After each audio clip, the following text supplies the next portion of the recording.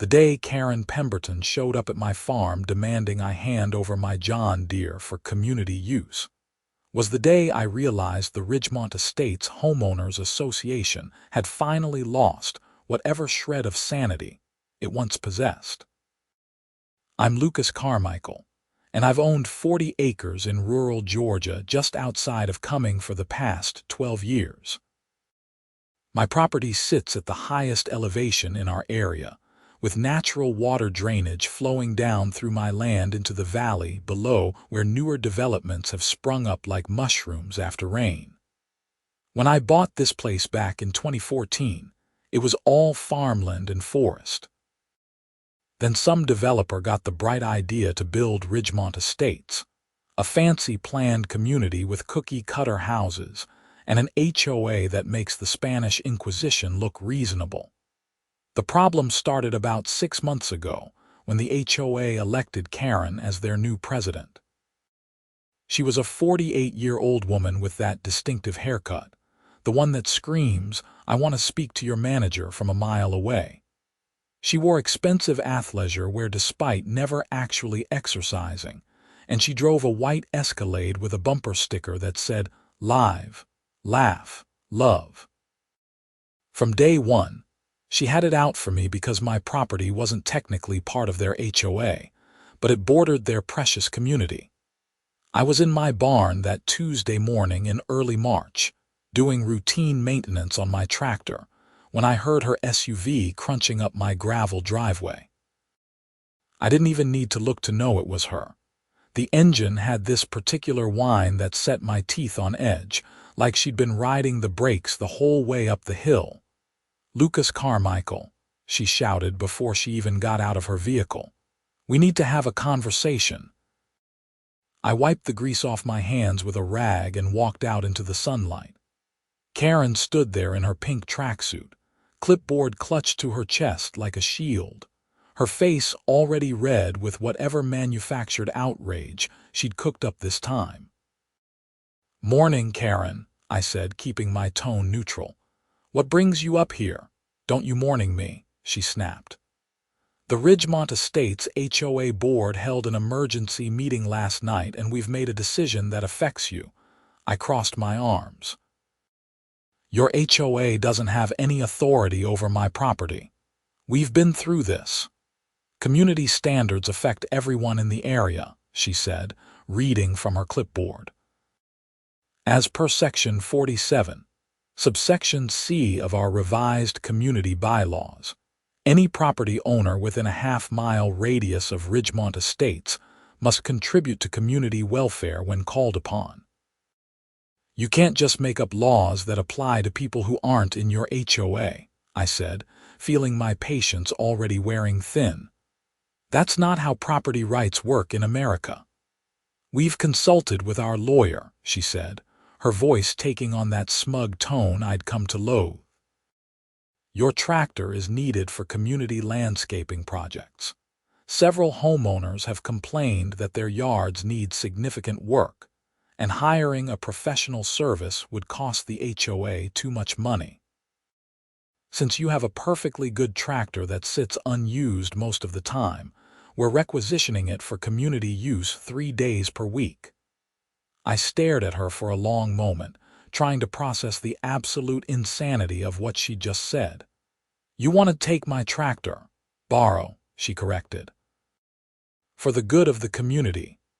"No," I said flatly, her face flushed even redder. "Excuse me," I said. "No. That's a $25,000 piece of equipment that I use for maintaining my own property. You can't just demand I hand it over because your HOA is too cheap to hire proper landscapers. This is exactly the kind of selfish attitude that's ruining this community," Karen said, her voice rising. "You sit up here on your hill, looking down on all of us, refusing to be a good neighbor. Well, I have news for you, Lucas. The days of you doing whatever you want are over. If you won't voluntarily contribute to the community, we'll find other ways to make you comply." "Is that a threat?" I asked. "It's a promise," she said. The HOA board has authorized me to take whatever steps necessary to ensure community standards are met. You'll be hearing from us again." She spun on her heel and marched back to her escalade, spraying gravel as she peeled out of my driveway. I stood there watching her disappear down the road, a cold knot forming in my stomach. I'd dealt with difficult neighbors before, but something about the look in Karen's eyes told me this was going to escalate. I was right. 2 days later, I received a certified letter from the Ridgemont Estates HOA. Inside was a formal demand that I make my tractor available for community requisition every Monday, Wednesday, and Friday from 8 in the morning until 5 in the evening. Failure to comply would result in appropriate legal action and community sanctions. The letter was signed by Karen and 2 other board members, Deborah Winters and Patricia Hammond, both of whom I'd seen at Karen's side during previous confrontations. I called my lawyer, a guy named Tom Richardson who handled real estate issues in Forsyth County. He laughed when I read him the letter. "They can't do any of this," Tom said. "You're not part of their HOA. They have zero legal authority over your property or your possessions. File this letter away in case you need it later, but don't worry about their threats. It's all hot air." "What about the part where they mention sanctions?" I asked. "What are they going to do, fine you? They can't find someone who isn't in their HOA. If they try anything, we'll shut them down in court so fast it'll make their heads spin." I felt better after talking to Tom, but I still couldn't shake the feeling that Karen wasn't going to let this go. I'd seen how she operated in the 6 months since she'd taken over as HOA president. She'd driven out 3 families who didn't maintain their lawns to her exacting standards, forced another homeowner to repaint their house because the shade of beige wasn't on the approved color list, and launched a campaign to ban children's toys from being visible in front yards because they were unsightly. The woman was on a crusade, and I'd somehow become her latest target. The next incident happened on Saturday. I was checking the drainage gates on the eastern edge of my property when I noticed fresh tire tracks in the mud. My land has a natural drainage system that channels rainwater and runoff from my fields down through a series of culverts and gates that I'd installed years ago. The water flows through my property and into Ridgemont Estates, where it feeds into their retention ponds and storm drainage system. Someone had tried to tamper with one of my gates. The padlock had scratches around the keyhole, like someone had tried to pick it or force it open. The gate itself showed signs of attempted prying, with fresh marks in the metal where a crowbar or similar tool had been used. Nothing was broken, but the message was clear: someone from the HOA had been on my property trying to mess with my drainage system. I documented everything with photos and called the Forsyth County Sheriff's Department. Deputy Martinez came out that afternoon to take a report. He was a stocky guy in his 30s who'd grown up in the area and knew about the ongoing tensions between me and the HOA. "Have you had any direct threats?" Martinez asked as he examined the gate. "Just that letter I told you about," I said. "The HOA president basically said they'd find ways to make me comply with their demands." "That's pretty vague," Martinez said. "Not really enough for us to do anything about, but I'll file this report for attempted vandalism. If anything else happens, call us immediately. And maybe consider installing some security cameras out here." "Already ordered them," I said. After Martinez left, I stood by the drainage gate for a long time thinking. The system I'd built was crucial not just for my property, but for all the land downhill from me, including Ridgemont Estates. During heavy rains, which were common in Georgia during spring and summer, my fields could flood if the water didn't drain properly. But more importantly, all that water had to go somewhere, and the natural flow took it straight through the valley where the HOA's precious community sat. The gates allowed me to control the flow. During normal conditions, I kept them open so water could drain naturally. But if there was ever a need, I could close the gates and divert water to other parts of my property or hold it temporarily in my fields until the drainage system downstream could handle it. An idea began forming in my mind, but I pushed it away. I wasn't the kind of person to stoop to their level. I'd handle this the right way, through proper legal channels. But Karen had other plans. The following Monday, I woke up to find my driveway blocked by 3 vehicles.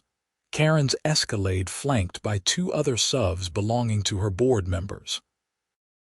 All 3 women stood in front of my barn, and Karen was on her phone, apparently live streaming. "And here we are at Lucas Carmichael's property," she was saying into her phone, "where he has refused to be a good neighbor and contribute to our community. We're here to peacefully request that he reconsider his selfish decision and allow the HOA to use his tractor for community beautification projects." I walked out of my house in my work clothes, carrying my morning coffee. "Get off my property," I called out. "See how hostile he is." Karen said to her phone, "This is the kind of person we're dealing with, someone who has no concern for his neighbors or the community around him." "This is private property," I said, pulling out my own phone. "You're trespassing and I'm calling the sheriff." "We have a right to be here," Deborah Winters said. She was a thin woman in her 50s with severe features and a permanent scowl. "This is a public access issue." "There's nothing public about my private driveway or my barn," I said, already dialing. "You have 30 seconds to get back in your vehicles and leave, or I'm pressing charges." "You can't intimidate us," Patricia Hammond added. She was younger than the other 2, maybe 40, with blonde highlights and too much makeup.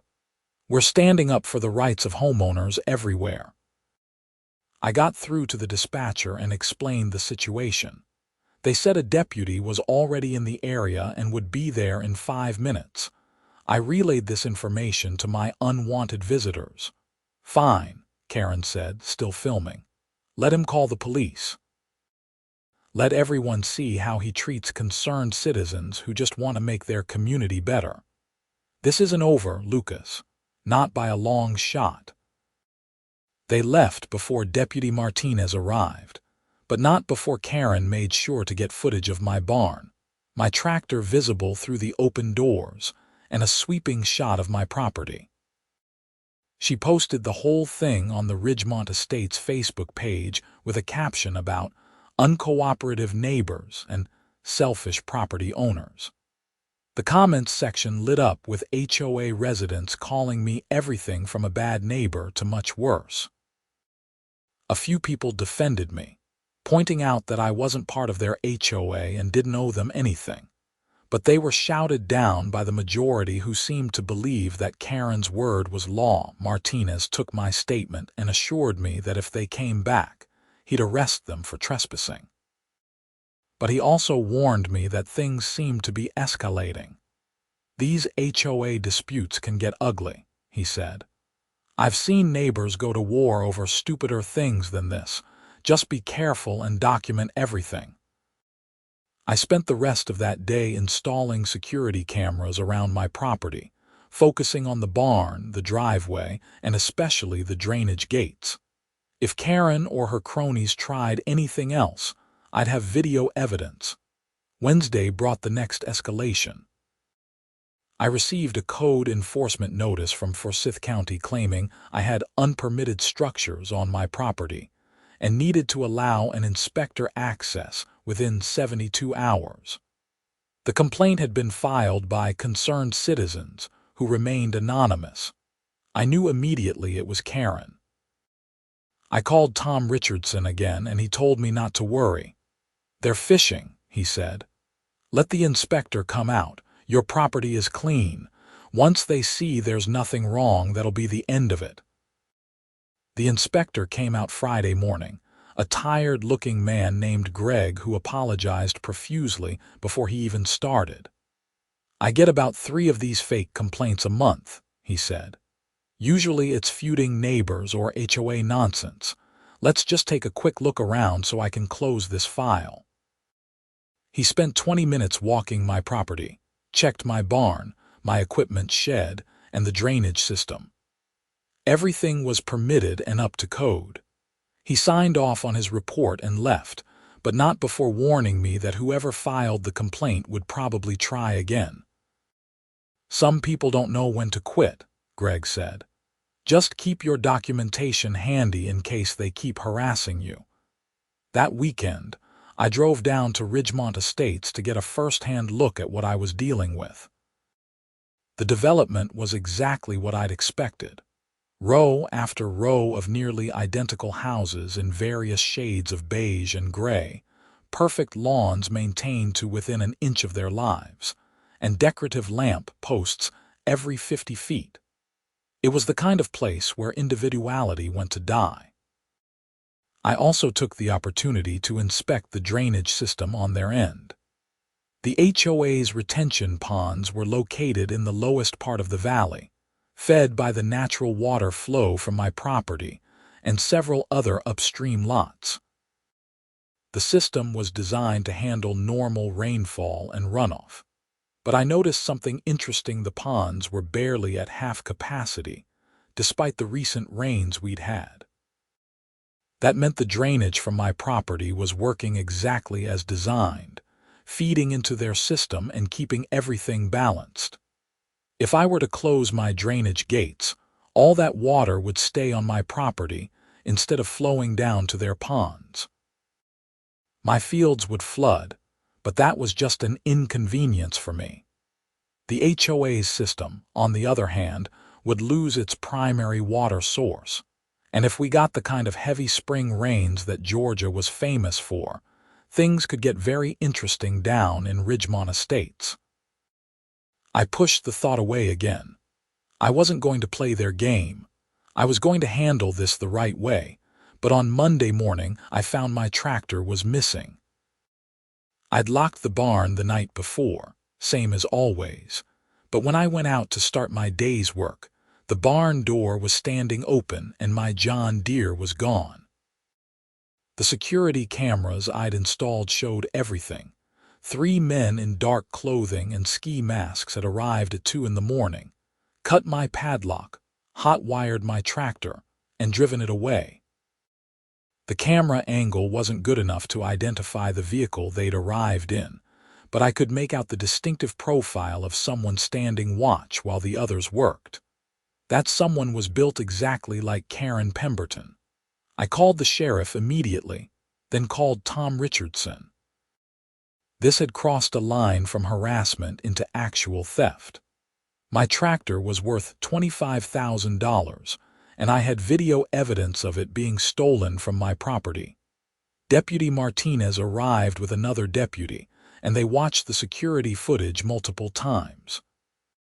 "That's definitely theft," Martinez said. "We'll file a report and start investigating. With the value involved, this is a felony. Do you have any idea who might have taken it?"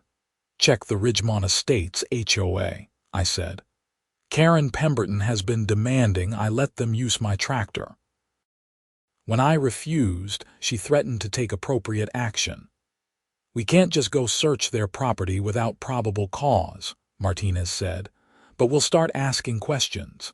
In the meantime, file an insurance claim for the tractor. Hopefully, we'll recover it, but you need to protect yourself financially." After the deputies left, I sat in my kitchen, staring at the video footage on my laptop. I could feel my anger building, a cold fury that I hadn't felt in years. These people had come onto my property in the middle of the night and stolen my equipment. They'd crossed every line, violated every principle of property rights and basic decency, all because Karen Pemberton couldn't stand that someone wouldn't bow to her authority. I looked at the calendar. The weather forecast showed heavy thunderstorms moving into the area starting Wednesday night, and lasting through the weekend. We were talking about potentially 4 to 6 inches of rain over a 3-day period, the kind of sustained rainfall that could cause significant flooding if drainage systems weren't working properly. I walked out to my eastern drainage gates and looked at the controls. All I had to do was close them. The water would pool in my fields instead of draining down to Ridgemont Estates. My property could handle it. I had 40 acres, and the fields were designed to hold water temporarily. It would be muddy and inconvenient, but nothing would be permanently damaged. The HOA, on the other hand, had built their precious community in a valley with minimal drainage redundancy. They'd assumed the natural water flow from upstream properties would always be there. If that flow suddenly stopped, their retention ponds wouldn't fill properly, and all that rainwater would have nowhere to go except into their streets, their yards, and potentially their homes. It would be perfectly legal. The drainage gates were on my property, controlling water on my land. I had every right to manage my own water flow however I saw fit. If the HOA's drainage system couldn't function without relying on my property, that was their engineering problem, not mine. I thought about it all day Monday and into Tuesday. Part of me knew this was exactly the kind of petty revenge that would make the situation worse. But another part of me, the part that had watched my tractor disappear on security footage, the part that had dealt with 6 months of harassment and threats from Karen Pemberton and her HOA goons, that part wanted to see them face some consequences for their actions. Tuesday afternoon, I got a call from Martinez. "We found your tractor," he said. "It was in a storage unit rented by the Ridgemont Estates HOA. Karen Pemberton had the keys." "Are you arresting her?" I asked. "We're building the case," Martinez said. "Theft of this value is serious, but we need to prove she was directly involved. The HOA is claiming they rented the unit for community equipment storage and that they had no idea the tractor inside was stolen. We're working on getting security footage from the storage facility and interviewing witnesses." "I have video of people stealing it from my barn," I said. "I know, but we need to connect those people to Karen or the HOA. It's coming together, but these things take time. The good news is we can return your tractor once we're done processing it for evidence. Should be by end of week." By end of week. The storms were starting Wednesday night. I'd be without my tractor during the flooding, and Karen would still be walking around free, probably already planning her next move against me. I made my decision. Wednesday morning, I walked out to the eastern drainage gates and closed them, one by one. There were 5 gates total, each one controlling a different channel of water flow from my property.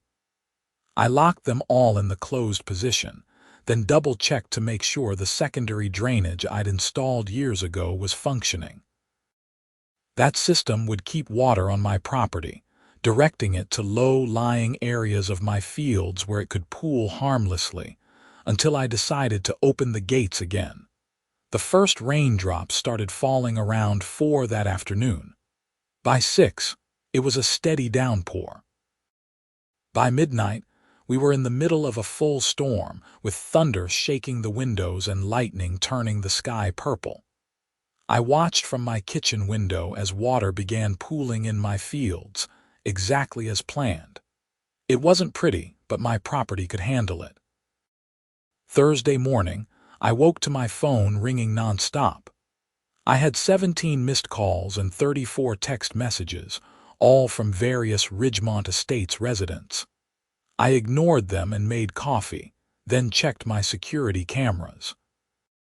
The rain was still coming down and my fields looked like shallow lakes, but everything was holding. My phone rang again. This time it was Tom Richardson. "Lucas, what did you do?" he asked. "I'm getting calls from the HOA's lawyer saying you've caused deliberate flooding in Ridgemont Estates." "I closed the drainage gates on my property," I said calmly. I'm managing water flow on my own land. The HOA claims their streets are flooding because you cut off their water supply. Their drainage system was designed with the assumption that my property would always feed water into it, I said. That's not my problem. They don't have any legal right to drainage from my land. Tom was quiet for a moment.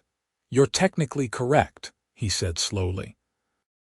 Property owners have the right to manage water on their own land as they see fit, as long as they're not causing deliberate harm to neighboring properties.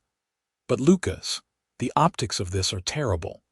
They stole your tractor, and now you're flooding their community in revenge. I'm not flooding their community, I said. I'm managing drainage on my property. If their system can't function without relying on my land, that's a design flaw they need to address. The HOA could sue you for damages. Let them try, I said. I have documentation of 6 months of harassment, video evidence of them stealing my tractor, and legal opinions stating I have every right to control water on my property. If they want to go to court, I'll see them there. By Thursday afternoon, the situation in Ridgemont Estates had gone from bad to worse. The rain continued, and without the normal water flow from my property feeding into their retention ponds, the HOA's drainage system was failing. Water was backing up into streets, pooling in yards, and starting to seep into some of the lower-lying homes. Karen called me directly, her voice shrill with rage. Open those gates right now, or I'll have you arrested. For what? I asked. Managing water on my own property. You're deliberately flooding our community. No, I'm deliberately keeping water on my own property. What happens to your drainage system isn't my concern. Maybe you shouldn't have designed it to rely on water from land you don't own. This is because of the tractor, she screamed. You're getting revenge, the tractor you stole, I said. The one the sheriff found in your storage unit. That tractor, she hung up on me, Friday morning brought more rain and more problems for Ridgemont Estates. I drove down to take a look, staying on public roads so I wouldn't be accused of trespassing. The scene was chaotic. Water stood 6 inches deep in several streets. Residents were out with sandbags trying to protect their homes.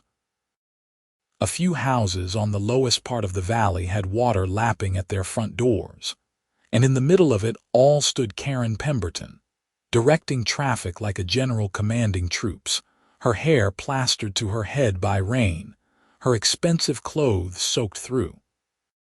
She spotted me driving past and started running toward my truck, screaming obscenities. I didn't stop. I'd seen enough. Saturday, the rain finally stopped. The sun came out and water levels began slowly receding. My fields were muddy messes, but as the ground dried, they'd recover. I'd probably lose some crops in the low-lying areas, but that was the cost of my decision. The cost to Ridgemont Estates was higher. According to posts on their Facebook page, 17 homes had experienced water damage. The HOA's retention ponds had overflowed, sending contaminated water into several yards.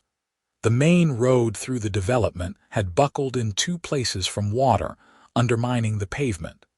Total estimated damages were in the hundreds of thousands of dollars. And Karen was trying to blame it all on me. She posted a long screed on Facebook about how I had deliberately sabotaged their community by closing my drainage gates. She claimed I was a danger to the neighborhood and that legal action was imminent. The post got hundreds of comments, mostly from angry HOA residents demanding I be sued, arrested, or both. But a few voices spoke up in my defense. One resident, a man named David Chen who lived on the edge of the development, pointed out that the HOA had stolen my tractor before the flooding started. Another woman, Sarah Martinez, Deputy Martinez's sister who lived in Ridgemont Estates, posted a detailed breakdown of how the HOA had harassed me for months, and that I had every legal right to control water on my property. The debate raged online all weekend, with Karen deleting any comments that didn't support her narrative and blocking users who disagreed with her. Monday morning, I received a call from the Forsyth County Sheriff's Department. Detective Sarah Phelps wanted to speak with me about the investigation into my stolen tractor. I drove down to the station and sat across from her in a small interview room. "We've completed our investigation," Phelps said. She was a sharp-eyed woman in her 40s with short, dark hair and the no-nonsense demeanor of someone who'd seen every trick in the book. "We have security footage from the storage facility showing Karen Pemberton and two other individuals, later identified as her husband Mark Pemberton, and another HOA board member named Richard Schultz, delivering your tractor to the unit. We also have text messages between Karen and the other board members discussing the plan to take your tractor." "So you're arresting her?" I asked. "We arrested all three of them this morning," Phelps said. "They're being charged with grand theft, conspiracy, and criminal trespass." Given the value of the tractor and the premeditated nature of the crime, these are serious felony charges. I felt a weight lift off my shoulders. "Thank you." "There's more," Phelps said. "During the arrest, we executed a search warrant on Karen Pemberton's home and HOA office. We found documents indicating she's been embezzling money from the HOA budget. Looks like about $40,000 over the past 6 months. That's why she wanted your tractor. She'd already spent the money budgeted for professional landscaping services. She stole from her own HOA." "People do stupid things when they are desperate," Phelps said. "The embezzlement charges are separate from the theft of your tractor, but they paint a picture of someone who was willing to break any law to maintain her position and cover her tracks." I left the sheriff's department feeling vindicated but not entirely satisfied. Karen was going to face justice for stealing my tractor and embezzling from the HOA, but the flooding situation still hung over everything. I knew the HOA was planning to sue me, and even though I was legally in the right, the court of public opinion in Ridgemont Estates had already convicted me. Tuesday afternoon, I had an unexpected visitor. A man in an expensive suit pulled up in a BMW and introduced himself as Leonard Vaughn, an attorney representing the Ridgemont Estates HOA. "The board has authorized me to discuss a settlement," Vaughn said. "They're willing to drop any potential legal action regarding the flooding if you agree to reopen your drainage gates and sign an easement allowing water from your property to flow through their land." "An easement that benefits them," I said. "What do I get out of it?" "Avoiding a costly lawsuit," Vaughn said. "The HOA is prepared to argue that you acted with malicious intent to cause property damage. And I'm prepared to argue that your client stole my tractor, harassed me for 6 months, and designed a drainage system that illegally relies on my property," I said.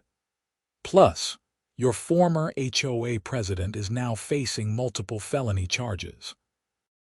"I don't think you want this going to court any more than I do." Vaughn shifted uncomfortably. "What do you want?" "A permanent easement across HOA property for my farm equipment," I said. "There's a back road through Ridgemont Estates that would save me 20 minutes getting to my southern fields. I want legal access to that road whenever I need it. In exchange, I'll reopen my drainage gates and sign a mutual easement agreement allowing water from my property to flow naturally through their land. The board will never agree to farm equipment driving through the community," Vaughn said. "Then I guess we're going to court," I said, "because I'm not opening those gates without something in return." Vaughn left, promising to discuss my terms with the board. I didn't expect to hear back from him, but Wednesday afternoon he called. "The board has agreed to your terms," he said. "They want this resolved before the next rainy season." We spent the next week hammering out the details. The easement would allow me to use a specific road through Ridgemont Estates to access my southern fields, with restrictions on times and frequency. In exchange, I would maintain my drainage gates in the open position during normal conditions, and would only close them if there was a legitimate need to protect my own property. The agreement was fair, more fair than I'd expected given how the HOA had treated me. But with Karen facing criminal charges and the board desperate to avoid further scandal, they were in no position to play hardball. I signed the agreement in Tom Richardson's office on a Friday afternoon in late March. The new HOA president, a reasonable man named Walter Morrison who'd been elected after Karen's arrest, shook my hand and apologized for everything that had happened. "Most of us just wanted a nice place to live," Walter said. "Karen took things to a crazy extreme, and a lot of residents got caught up in her rhetoric. I hope we can move forward as good neighbors. Keep your members off my property and we'll be fine," I said. That weekend, I reopened the drainage gates. Water began flowing naturally again from my fields down through the valley and into Ridgemont Estates retention ponds. The system worked exactly as it was designed to, and within a few days, everything was back to normal. Karen Pemberton's court case moved through the system over the next several months.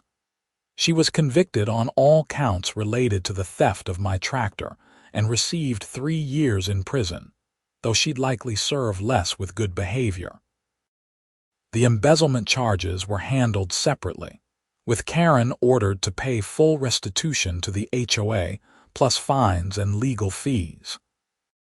Her husband Mark received probation for his role in the theft, and Richard Schultz, the board member who'd helped, resigned from the HOA and moved out of Ridgemont Estates entirely.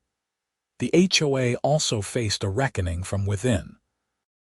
An independent audit revealed that Karen had mismanaged funds even beyond the direct embezzlement, leaving the association in serious financial trouble. The board had to levy a special assessment on all homeowners to cover the costs of repairing flood damage and restoring the HOA's operating budget. Several residents who'd been vocal supporters of Karen during the conflict with me suddenly found themselves facing fines and restrictions from the new board, which had decided to actually enforce the HOA's rules fairly rather than selectively. The irony wasn't lost on anyone. For my part, I got my tractor back, got my easement, and got my peace and quiet. The new HOA board left me alone, and most residents of Ridgemont Estates seem to have learned the lesson that being a good neighbor is a two-way street. On a warm evening in early May, I was sitting on my porch watching the sun set over my fields when Deputy Martinez drove up. He'd been promoted to sergeant after his work on the theft case and was making his rounds through the area. "Just checking in," Martinez said, accepting a glass of iced tea. "Haven't had any more problems with the HOA, have you?" "Not a peep," I said. "The new president actually waves when he drives past." "Good," Martinez said. "That situation could have gone sideways in a dozen different ways. You handled it better than most people would have." "I'm not so sure about that," I said, thinking about the flooding I'd caused. "I let my anger make decisions for me." "You exercised your legal rights to manage your own property," Martinez said. "The fact that it happened to inconvenience people who'd been harassing you for months is just cosmic justice.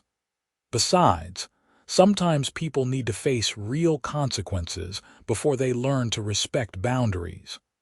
After Martinez left, I thought about his words. The whole situation had been a mess from start to finish, but maybe there was truth to what he said. Karen and her followers had believed they could bully anyone into submission, that their HOA authority extended beyond the boundaries of their own community. It took facing criminal charges and dealing with actual consequences before they understood that the world doesn't work that way. My phone buzzed with a text message. It was from Tom Richardson, my lawyer. Just got confirmation that the easement is officially recorded with the county. You're all set. Nice doing business with you. I texted back a thank you and put my phone away. The legal battle was over. The HOA drama was done. Karen was paying for her crimes and I had the access to my property that I needed. Life went back to normal on the farm. I planted my spring crops, maintained my equipment, and enjoyed the quiet solitude of rural Georgia. The drainage gates stayed open. Water flowed naturally through my land and down into the valley, and everyone went about their business. But I kept the security cameras running, just in case. One afternoon in June, I was working in my southern fields when I noticed a car pulled over on the road that ran along my property line. A woman got out and walked toward the fence, shading her eyes against the sun. I recognized her from the Ridgemont Estates Facebook group, one of the few people who defended me during the flood drama. "Mr. Carmichael," she called out. "Can I talk to you for a minute?" I walked over, curious. "What can I do for you?" "I'm Rebecca Norton," she said. "I live in Ridgemont Estates. I wanted to apologize for how you were treated. A lot of us knew Karen was out of control, but we were afraid to speak up. She had a way of making life miserable for anyone who disagreed with her." "Water under the bridge," I said. "Literally." Rebecca smiled. "I also wanted to ask if you'd be willing to sell some of your vegetables. I noticed you have a big garden, and a few of us in the neighborhood are trying to eat more locally grown food. Karen banned any kind of farm stand or agricultural sales in the community, but now that she's gone, we're free to buy from wherever we want." It was a small request, but it represented something bigger. People from Ridgemont Estates were reaching out, trying to build actual neighborly relationships instead of just demanding compliance with arbitrary rules. "I usually have more tomatoes and squash than I know what to do with," I said. "Come by on Saturday mornings and I'll see what I can put together for you." "That would be wonderful," Rebecca said. "Thank you." She became my first regular customer, followed by several other families from Ridgemont Estates. By midsummer, I had a small but steady business selling produce to my former adversaries. The irony wasn't lost on me. I'd gone from being the villain who'd flooded their community to being their local farmer providing fresh vegetables. The extra income was nice, but more than that, it felt good to have actual positive interactions with the people who lived downhill from me. We talked about gardens and weather and local politics, and nobody mentioned HOAs or tractors or drainage gates. It was just neighbors being neighborly, the way it should have been from the start. In August, Walter Morrison, the new HOA president, stopped by to ask if I'd be willing to speak at their annual community meeting. He wanted me to explain the drainage system and how it worked, so homeowners would understand the interconnected nature of water management in our area. I agreed, figuring it was a good opportunity to educate people about the realities of living in a valley that relied on natural drainage from upstream properties. The meeting was held in the Ridgemont Estates clubhouse, and I was surprised to find it packed with residents who actually seemed interested in what I had to say. I gave a 20-minute presentation on water flow, drainage design, and the importance of maintaining natural systems. I explained how my gates worked, why I'd installed them, and how the mutual easement agreement protected both my property and theirs. People asked questions, and I answered them honestly, even the ones about why I'd closed the gates during the spring storms. I was angry, I admitted. "Your former HOA president had harassed me for months, and then I watched on security footage as people stole my tractor. When those storms came, I made a decision based on anger rather than reason.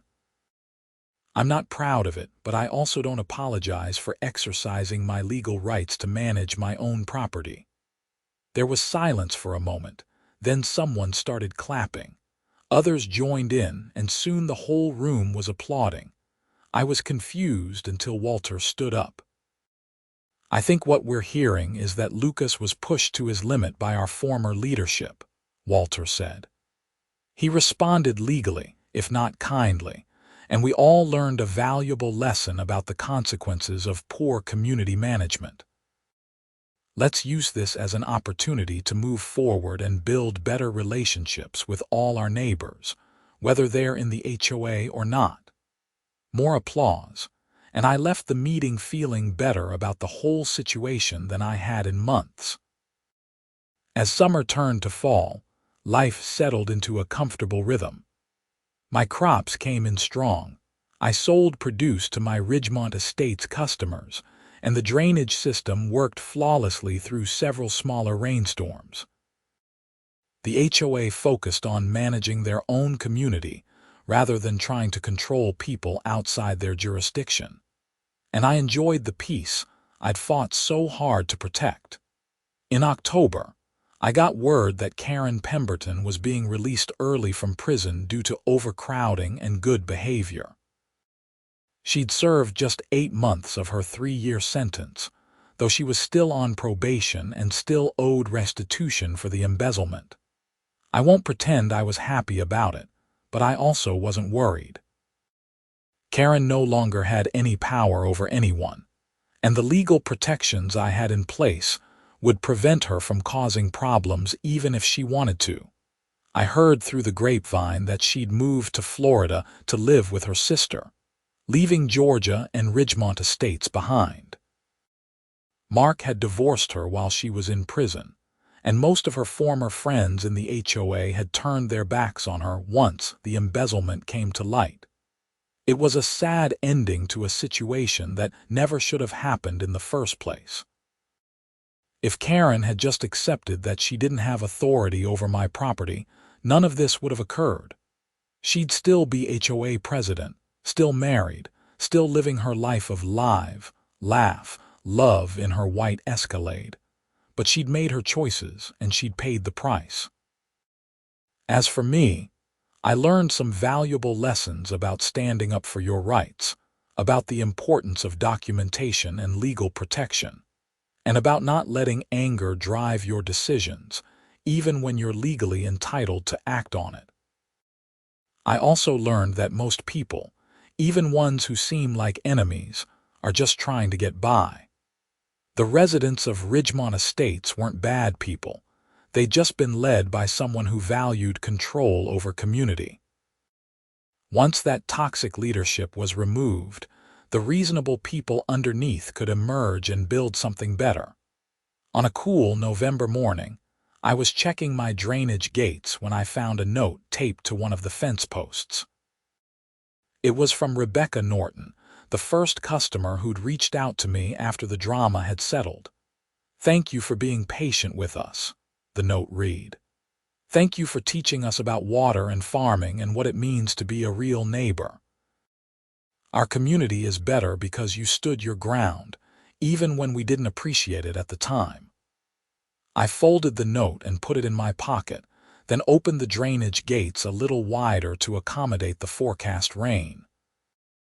Water flowed freely from my property down through the valley, feeding the retention ponds in Ridgemont Estates, maintaining the delicate balance that kept everyone safe and dry. It's funny how something as simple as water flow can become the center of such conflict. But I suppose that's human nature. We fight over resources, over control, over pride and principle. The trick is knowing when to hold your ground and when to let things flow naturally. I'd found my balance, and so had my neighbors. The water flowed, the crops grew, and life in rural Georgia continued as it always had, with or without HOA drama. Looking back, I sometimes wonder if I'd do anything differently. Maybe I wouldn't have closed those drainage gates, even though I was legally entitled to. Maybe I would have found another way to make my point, without causing property damage to people who, for the most part, were just innocent bystanders in Karen's crusade. But then, I remember the feeling of watching my tractor disappear on that security footage, the months of harassment and threats, the absolute certainty that Karen and her board would never face consequences for their actions unless someone forced the issue. Sometimes you have to make the hard choice. Sometimes you have to show people that actions have consequences. And sometimes the only way to protect what's yours is to use it in ways that make others uncomfortable. The drainage gates are mine. The water on my property is mine to manage. And the tractor that Karen demanded for community use sits in my barn where it belongs, ready for me to use whenever my fields need tending. Justice was served, lessons were learned, and in the end, everyone found their place in the natural order of things. Karen learned that authority has limits. The HOA learned that good neighbor relationships can't be demanded or enforced. And I learned that standing up for your rights, even when it's difficult, even when it makes you unpopular, is sometimes the only way to ensure those rights are respected. The story could have ended differently.